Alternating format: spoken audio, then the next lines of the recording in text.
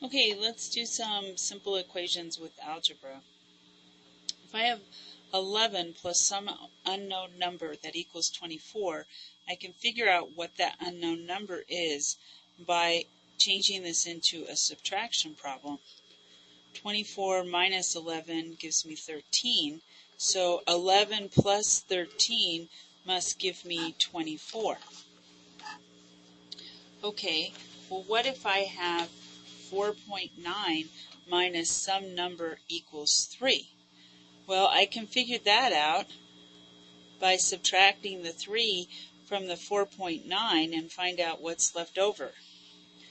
Well, make sure that when you're dealing with decimals in subtraction, you line up your decimals. 9 minus 0 is 9. Bring the decimal straight down. And 4 minus 3 is 1. So, if I take 4.9 minus 1.9, I must get 3. And I can check and make sure I'm right. 9 minus 9 is 0. Decimal comes straight down. 4 minus 1 is 3. 3.0 is the same as 3, so I know I'm right. What about over here? Negative 3 times some number equals 27. Well, I can change that around to be 27 divided by a negative 3 gives me what number? Well, I know because I have one positive and one negative, my answer has to be negative. And 27 divided by 3 is 9. So that must be that negative 9 times negative 3 equals 27.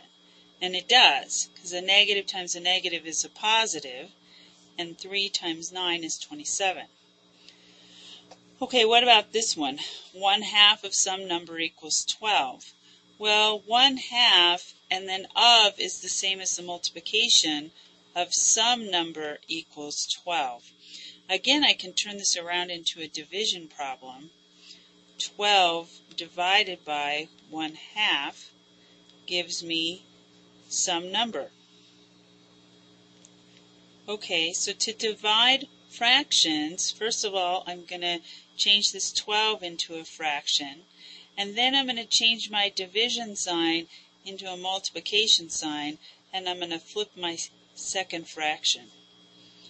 So now I just multiply. 12 times 2 is 24. 1 times 1 is 1, and that just simplifies to 24. So I come back up here to my original problem. 1/2 of 24, does that equal 12? Well, it does. So even if this type of problem ends up getting harder, which some of them do in MathsMate, you can use the same strategy. So if you had, for example, 3/4 of some number equals